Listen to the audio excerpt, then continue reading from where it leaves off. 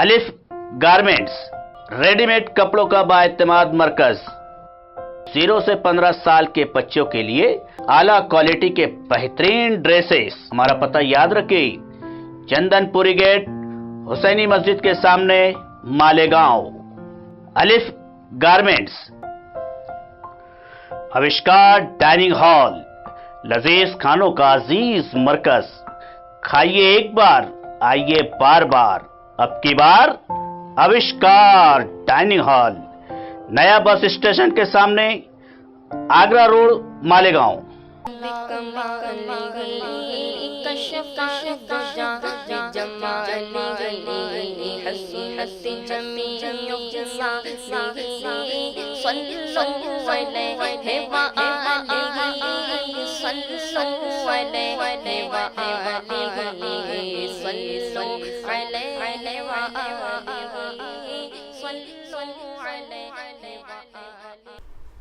نحمده ونصلي على رسوله الكريم أما بعد قال الله تعالى في القرآن المجيد فأعوذ بالله من الشيطان الرجيم بسم الله الرحمن الرحيم لقد جاءكم رسول من أنفسكم فعددتم حريص عليكم بالمؤمنين رؤوف رحيم۔ ترجمہ، دیکھو تم لوگوں کے پاس ایک رسول آیا ہے جو خود تمہیں میں سے ہے اور تمہارے نقصان پر پڑنا اس پر شاق ہے، تمہاری فلاح کا وہ حریص ہے، ایمان لانے والوں کے لیے وہ شفیق اور رحیم ہے۔ منصفان اکرام، سورہ توبہ کی اس آیت قرآنی کو میں اپنا موضوع سخن بنا کر انشاءاللہ چند باتیں پیش کرنا چاہتا ہوں، گوش گزار کیجئے۔ صدر عالی قدر، اصحاب کیل و قلم اور سامعین سخن نواز، جس پر افروز ساعت اور بامسعود لمحے پر کوہ صفا پر یہ نکار توحید بلند ہوا۔ لوگوں، ایک معبود کے آگے اپنی ہی ناز کم کر دو۔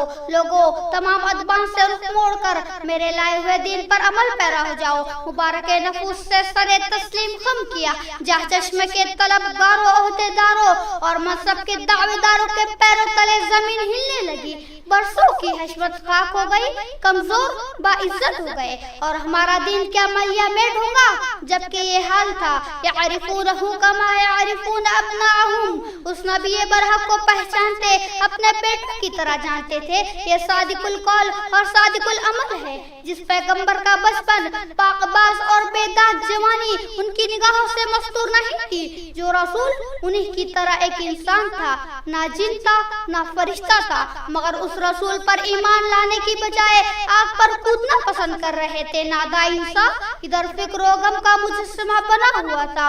جو رسول برحق دنیا و آخرت کی صلاح و فلاح کا ضامن بن کر آیا، پکار پکار کر کہہ رہا تھا، تمہیں کیا ہو گیا کہ تم اس رسول پر ایمان لانے کی بجائے آگ پر کودنا پسند کر رہے ہو، اور میں تمہیں کمر سے پکڑ پکڑ کر کھینچ کر لا رہا ہوں، تم مجھے آگ کی طرف بلاتے ہو۔ لوگوں، میں تمہارا حقیقی خیر خواہ ہوں، دنیا و آخرت کا بہی خواہ ہوں۔ ہاں سامعین اکرام، وہ ہادی برحق رحمت العالمین نہیں، رحمت للعالمین بنا کر معبوس کیے گئے تھے۔